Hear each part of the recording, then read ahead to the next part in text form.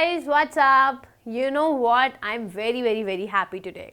So since I'm very happy, genuinely I'll be teaching you more nice, right? I know, I do agree that I am a very good teacher. I teach you so nicely.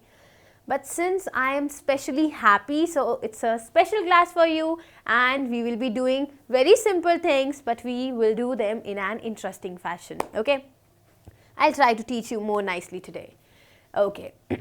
So what have we been doing in the last class? Yes, I remember we had started with the discussion related to metallic bonding. So I remember writing down metallic bonding and then drawing a diagram. The board was also same. I should not have rubbed anything. So the topic that we did was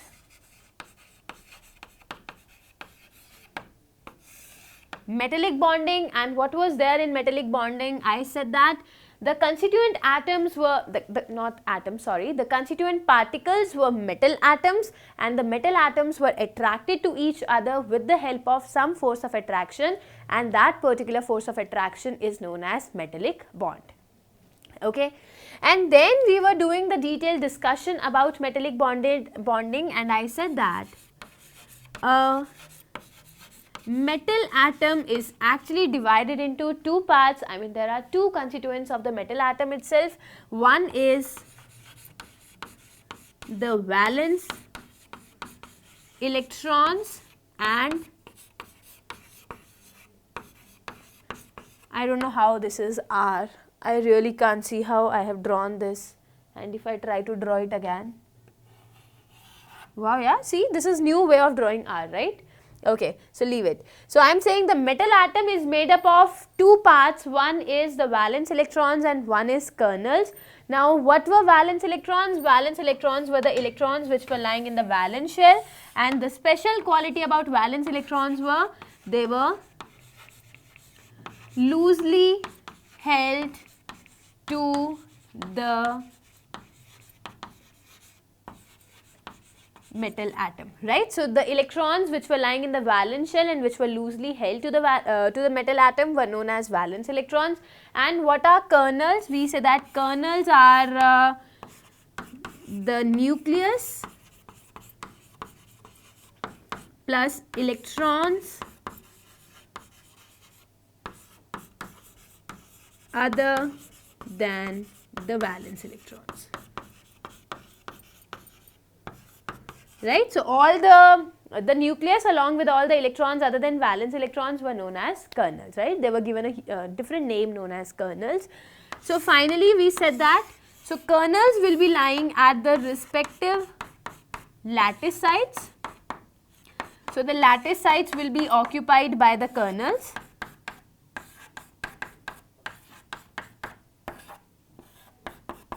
So kernels will be occupying the main lattice sites, and the electrons, the freely lying electrons, will keep on moving around these kernels, right? So it's a sea of valence electrons in which kernels will be present as, let's say, some boats or something, anything you can think of, right? So this was all about the electron sea model.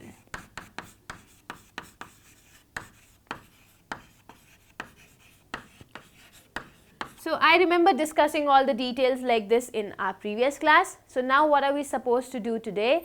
So today we will be doing, first of all, certain physical properties of the metallic compounds, and I will try to explain those physical properties in the terms of all the theory that I had written on board, okay? Once we will be done with this particular topic as metallic bonding, then we'll be moving ahead with another topic that I've chosen for you people today, and that is MOT. So I'm not talking about people who are mote or who are motis. No. I'm talking about molecular orbital theory. Okay. So first of all, let me tell you some of the properties of metallic compounds. So let me write down.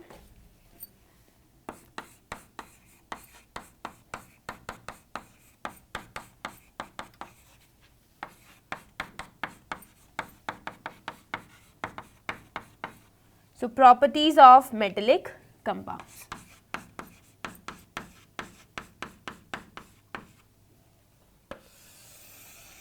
So if I move on to the first property that I will be considering or I'll be taking into account is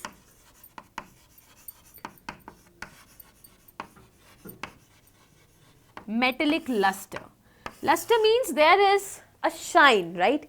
So like shine in the case of, I don't know, I should be giving this example or not. Let's say I'm wearing a diamond ring, okay? So in this particular diamond ring, there are diamonds. So genuinely, you know, right, diamonds do shine. So diamonds are shiny. No. We are not talking about the shine of diamond. The shine of diamond is because of some other reason, because of the refraction of light into the structure of diamond, right? We are not talking about that thing. Now on the other side of my hand, you can see there is this gold, right? Now gold must be having a particular shine. So if I would not have worn a gold ring, rather I would have worn a plastic ring, there would be no shine in the plastic, right? So now I am going to tell you this is what is known as luster, and what is the reason of luster. What do we say? We say, suppose that there are electrons and these are the shells, energy shells are there.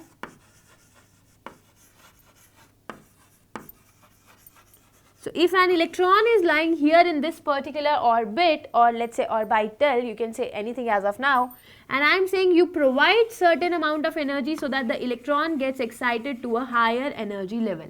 So when the electron is excited to the higher energy level, but it is not stable. In any higher energy level, the electron will not be stable. So the electron will have the tendency to come back to the ground state, and while coming back to the ground state, it will release the extra amount of energy that it absorbed earlier. Okay, so when it is releasing the extra amount of energy that it has absorbed earlier, this energy could be visible in the form of some radiation or some light, which is the reason of shine or which is the reason of color, right? I mean, that is why any particular thing will be shiny or colored. Now the same thing, if I am talking about metallic luster, I will say that, so I will simply say this thing, the one which I have written, excitation of electron, then coming back and all that, this was basically related to the color of the complex or color of the compound. So we could explain everything on the basis of the color of the compound with this particular theory. But now when I am talking about the shine in any particular compound, so the details, what is the difference between shine and color, we are not going to go into those details. But you can say that since there are freely, or you can say better word, since there are freely or loosely held valence electrons, since the valence electrons are loosely held, therefore they can absorb a little amount of a little amount of energy and undergo vibration.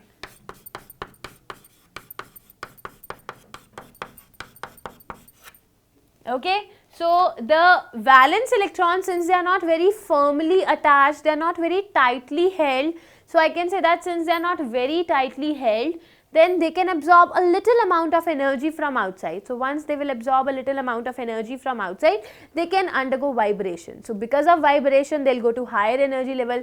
You know, vibrations are nothing but you are going from one level to the another level to the another level. So again, they are going to the higher energy levels.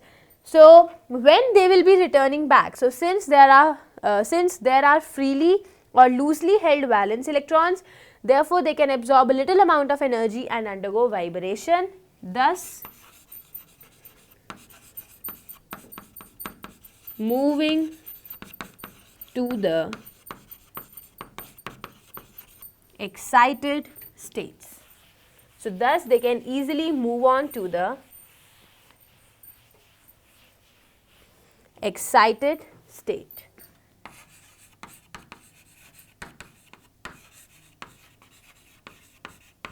However, when they will be returning to the ground state, they will lose some energy and thus they will shine.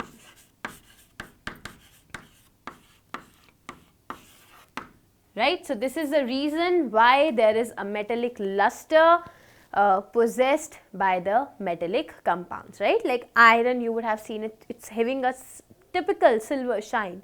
Silver is having a silvery shine.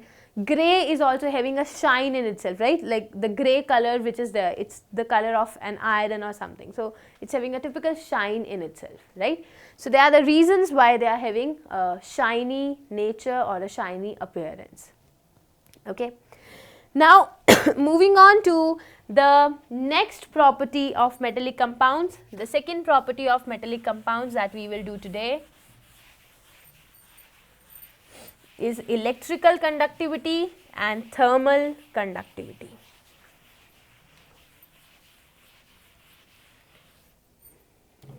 Okay, so let me write down the second property.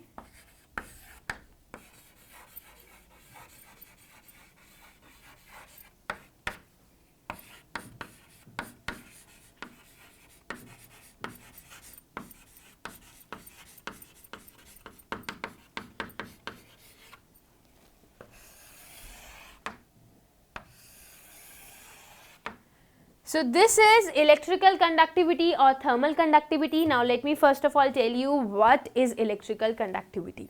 So see, this is the metallic iron piece, right? And there are so many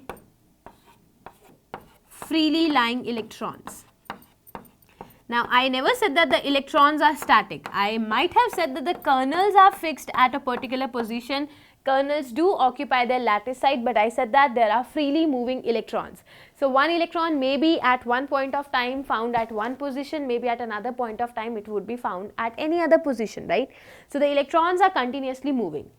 But what happens, like randomly, suppose, okay, let's say there is this pin lying here, okay, and consider, so this is metallic, right? Now I have not applied anything, there is nothing. So if I have not applied anything, then the electrons still will be moving. But now the electrons are moving in random directions. So when I am saying the electrons will be moving here and there, so some are moving one way, some are moving other way, blah blah blah blah blah, right? So electrons are moving in random direction, so they won't be able to conduct electricity.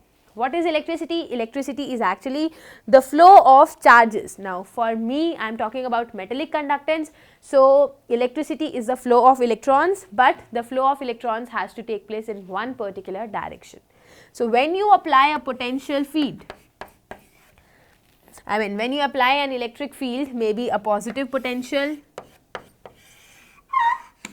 and a negative potential, something like this, right? So now you are forcing the electrons to move in one particular direction. So when all the electrons start moving in one particular direction, thus we say that they will be conducting electricity. Okay. So the reason why metallic compounds are having electrical conductance, or the reason why they exhibit thermal conductance, is just because of the loosely bound electrons. So valence electrons are there, but those valence electrons are not very rigidly, they are not very tightly bound. So since the valence electrons are not very rigidly, they are not very tightly bound, so you know, on application of a little external field, not too much you have to apply, but you apply a little push through external field and the electrons will start moving in one particular direction. Thus it will lead to the current. Okay. So and the same thing goes for thermal conductivity. In physics you would have learned, right, how the metal wire is there, you start heating one end, the electrons will keep on flowing. So I am not going into the details again, conduction, convection, I am not good in physics, so I don't know all that, right. But still there is something like the flow of heat is there, and whenever there is flow of heat, the flow of heat will be because of the flow of some particles, right, or maybe the flow of energy. Okay, let me not go into the discussion. So this is the reason why the metallic substances will be having, or they will possess electrical or thermal conductance, right? Now moving on to the last characteristic, which is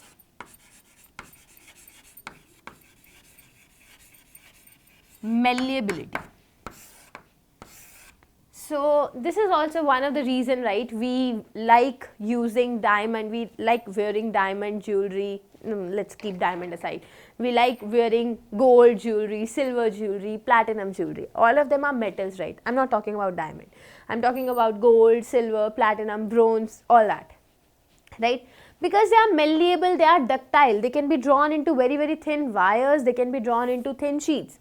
Now, if I'm talking about malleability, that genuinely means, right, okay, let's say this is chalk, okay, and I am applying pressure on this chalk. I don't want to ruin my hands. So let's say this is a chalk, this is a paper, and that's chalk over here, okay. If I am pressing the chalk, what will happen?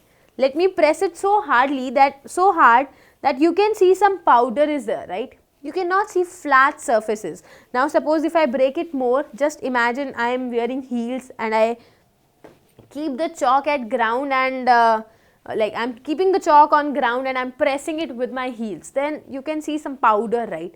I mean, it doesn't get drawn into thin sheets, into thin wires. Why?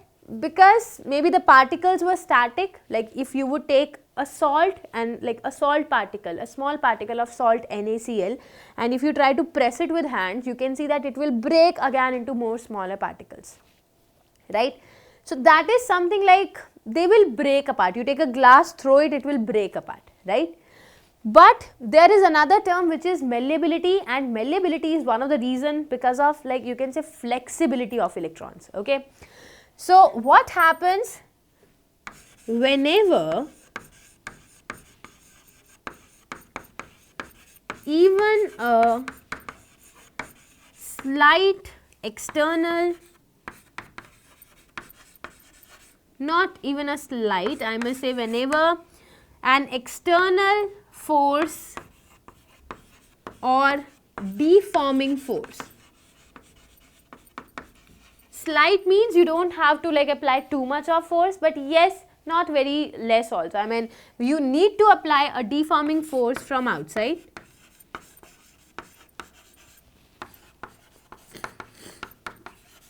Is applied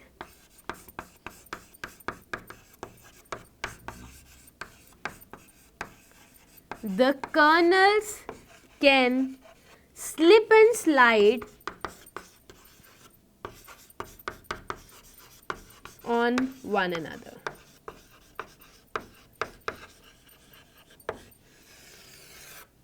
Okay, so it's very easy for the kernels to slip and to slide on one another. And since the kernels will slip or the kernels can slide over one another, so we can say that overall the final compound turns out to be malleable in nature. Okay, because you would have seen, right, if I write with a graphite pencil, the layers of graphite keep on sliding over one another. So it creates a very decent, a very shiny texture also. Plus it's very sleek, right? You can see, you can draw it into very, very thin lines. Fine. So that is the reason of the malleability of the metallic compounds. Okay. So guys, till here I tried to explain you the properties of metallic compounds. So I could have written the properties just in one go, but then I also tried to explain you the reason for why any particular compound is having that particular property. Like we have done the separate reason for the metallic luster of the compound. We have done a specific reason for electrical or thermal conductivity of metallic compounds, and we did a specific reason for the malleable nature or the malleability of the metallic compounds. Okay. Now we need to start on to the new topic, but as usual, before I start on to the new topic, I want you to quickly note it down. Let me get the duster and then we will be starting with the new topic. So quickly note it down, guys. Okay, so I think everyone has written down all the details about this particular topic. Now we need to start with a new topic, and the new topic that we will be doing today is something related to MOT, which is molecular orbital theory.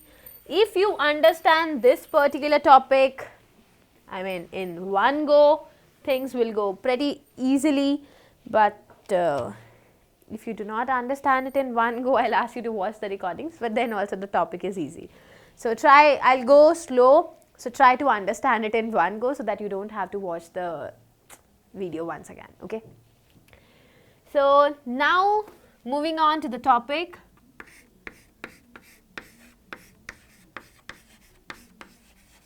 Molecular orbital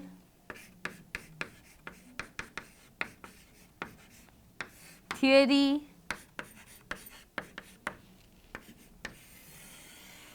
which moves on to the MOT, okay. So the topic is molecular orbital theory or MOT.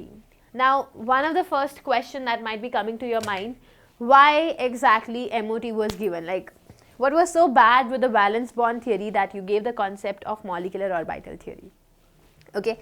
I'll ask you a few questions right now. The very first question that I'll ask you, that I want you to tell me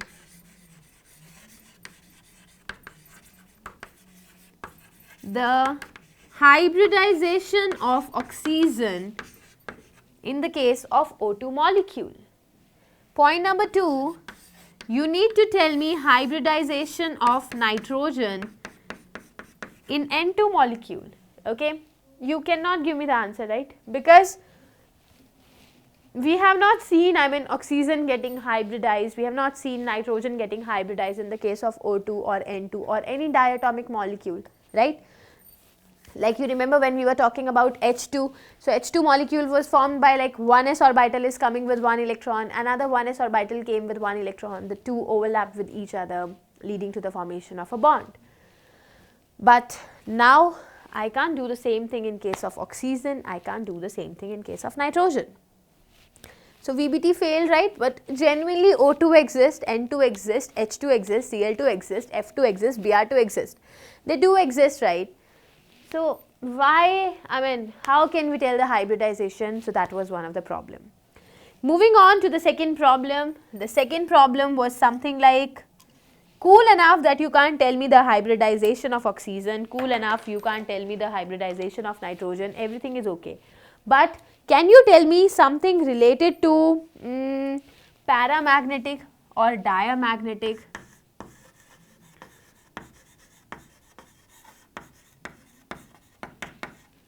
or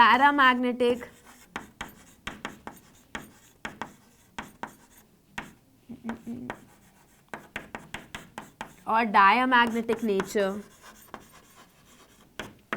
of oxygen, nitrogen, ozone, fluorine, chlorine, bromine. Can you tell me why, like will these compounds be diamagnetic, will these compounds be paramagnetic or not?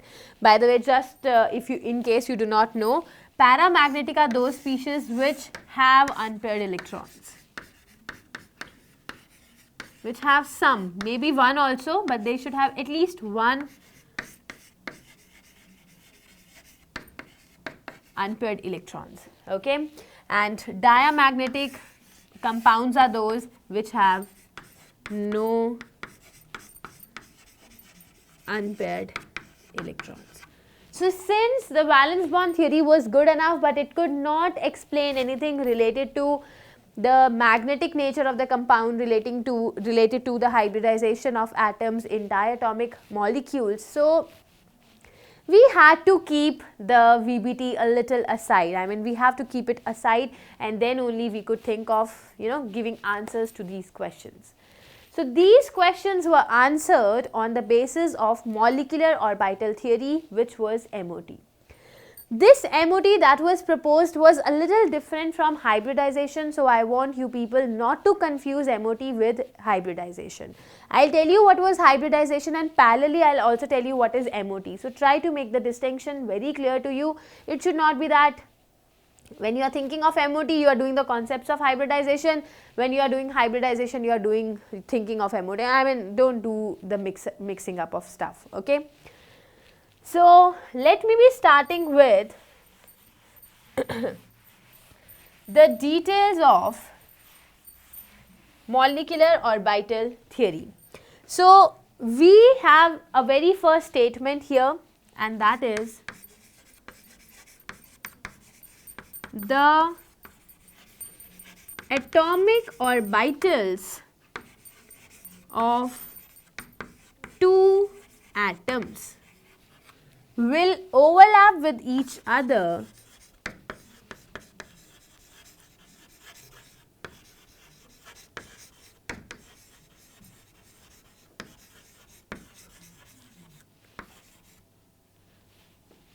for the formation of, to form an equal number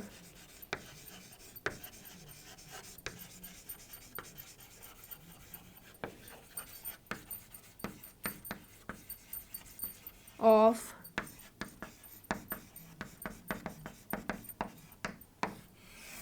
molecular orbitals. Okay. So what is actually happening and how this thing, whatever is happening, is different from hybridization. You remember when we were doing the details about hybridization, I said that the atomic orbitals of an atom will interact or will overlap with each other. So the atomic orbitals should be of approximately same energy and maybe of different shapes, right? But they will interact with each other within an atom itself for the formation of new orbitals, and those new orbitals were known as hybrid orbitals, right? I agree that if two atomic orbitals were combining, then two hybrid orbitals will be formed. But one important thing was that whenever hybridization takes place, hybridization should be taking place of one atom only. I mean, like in the case of ammonia, only the nitrogen's orbitals will get hybridized, right? So the atom is one only, nitrogen will undergo hybridization. But whenever I am talking about the molecular orbital theory or MOT, I will say that the atomic orbitals of two atoms will overlap with each other to form an equal number of molecular orbitals. So here the overlapping will be taking place, but between the orbitals of two different atoms. Okay, like for example, hydrogen orbitals can combine with another hydrogen's orbital, oxygen's orbital can combine with oxygen's orbital, nitrogen's orbital can combine with another nitrogen orbital, carbon's orbital can combine with oxygen, nitrogen orbital can combine with oxygen. Okay, but genuinely what I'll say, if atomic orbitals are given by these atoms, another atomic orbital has to be given by another set of atom, not the same atom only. Okay. Now while mixing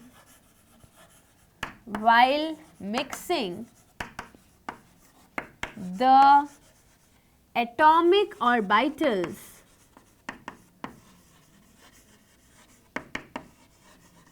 actually lose their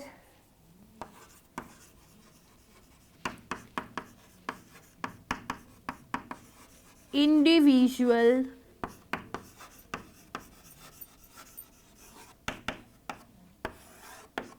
identity. Okay. So what I am trying to say, that finally the atomic orbitals will be losing their individual identity and they will completely get altered to a new form which is known as a molecular orbital. Okay. One another thing that I have to be specific while talking about the molecular orbital theory, that the atomic orbitals of two atoms, the atomic orbitals of exactly the same shape. This is important. The energy might be like little different from each other, but the shape of that orbitals have to be exactly same. So if one atom is giving, let us say, 2s orbital, the another atom has to give an s orbital only. Okay. I mean, if one is giving P, the another has to give P only. If one is giving Px, then another has to give Px only. If one is giving Py, another should be giving Py only. Okay, then only the combination will be successful, else the combination will not be successful. Fine. Now I'll tell you one more thing. So these are the different postulates, you can say, that you have to keep in mind, and once you learn all the postulates, then you can finally move on to the detailed discussion about MOT. Now see one another thing that I'll tell you. Suppose when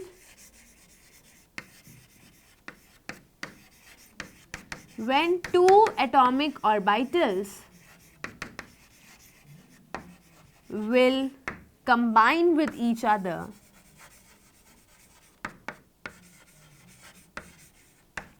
when two atomic orbitals will combine with each other, two molecular orbitals will be formed.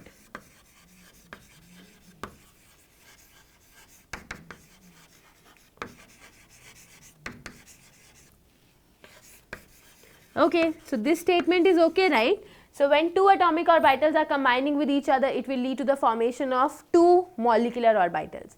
But you remember, like the way we have been doing it in hybridization, we used to say that when two atomic orbitals will combine with each other, two new orbitals will be formed. So for example, 1s will combine with P. So first of all, the difference comes here.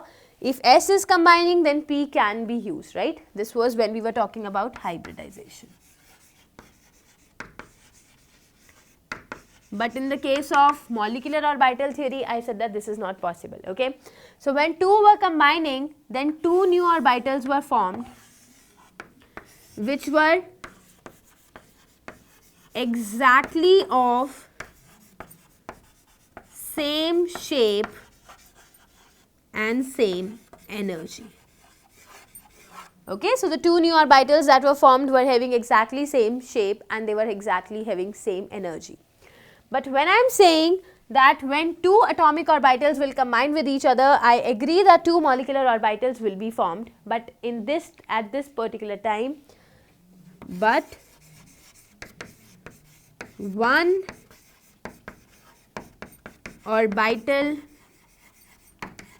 will be of lower energy called bonding molecular orbital, which is known as BMO, not BMW. So bonding molecular orbital, and the another will be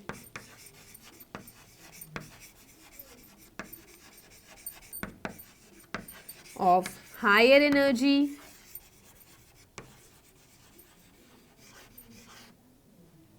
will you be able to see down? I don't know. So another will be of higher energy and that will be called as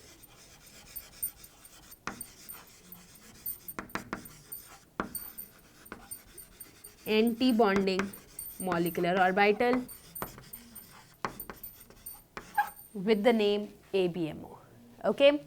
So this is one another characteristic, or you can say this is one another postulate which has been given in the terms of molecular orbital theory. Okay. And now finally, once we have said so many orbitals will be formed, then we can say the orbitals will be arranged in the order of increasing energy. So what should I say? Finally, the orbitals will be arranged in accordance with increasing energy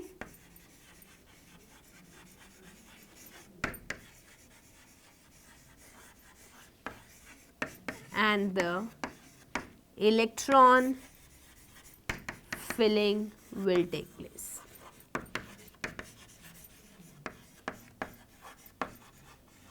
Okay. So once all these new orbitals will be formed, which will be known as molecular orbitals, then you will arrange the molecular orbitals in the form of increasing energy. Once everything is set, then you will be filling the electrons into the orbitals. Okay. Now the next question that comes here is, ma'am, when we are talking about filling of the electrons in the orbitals, how we will be filling the electrons? Will there be new rules for filling the orbitals, or how are we going to proceed? So I will say the filling of electrons will be done by the same three principles, which is Aufbau's principle,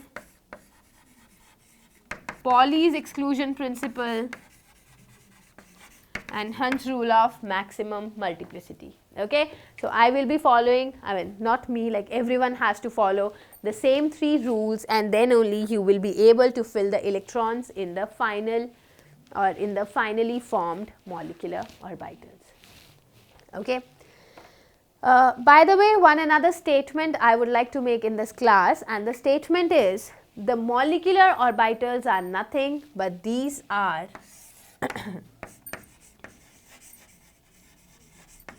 molecular orbitals are the sum or subtraction,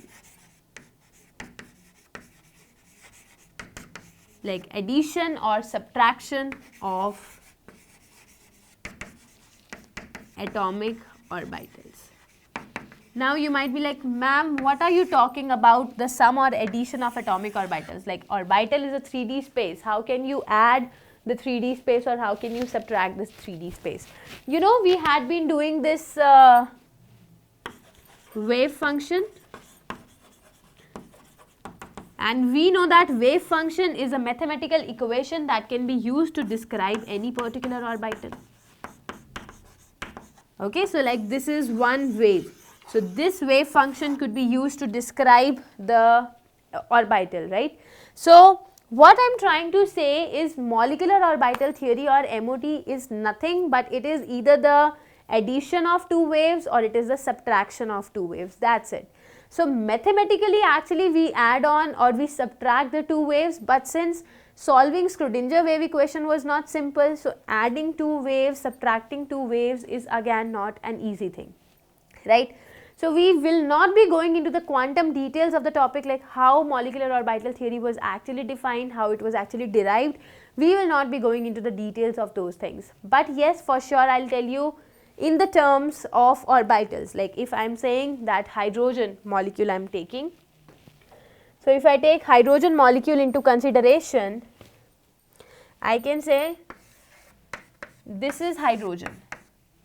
Okay, so these both the two orbitals of hydrogen are having positive charge, right? So now you know, right, that the wave function can have both the positive and the negative values, right? So let's say two wave functions which are having positive values, we are adding them together. What will happen?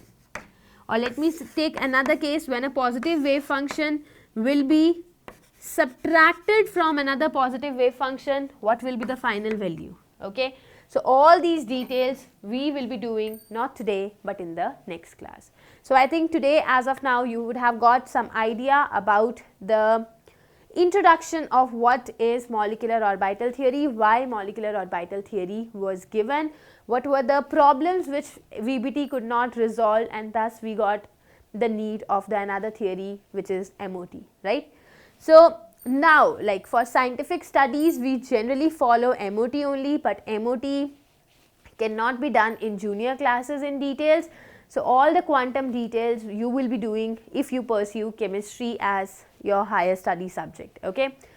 But since not all of you will be going for higher studies in chemistry, so we won't be going into the quantum details, but yes, I'll give you a rough idea about how the atomic orbitals will combine with each other to form a set of molecular orbitals, one of low energy, one of high energy. The topic is really very interesting, but please make sure that you revise everything whatever we have discussed in today's class, because yes, as usual, whatever we will be discussing in the next class has got a complete correlation with today's lecture. Okay, so I really do believe that you people will revise the lecture, and then we will be moving on to the detailed discussion about bonding molecular orbital, anti-bonding molecular orbital, calculation of bond order. Oh yeah, I'll tell you how the bond order can be calculated in the next lecture as well. Okay, so that's it for the lecture. Thank you for the class. Take care. Bye-bye.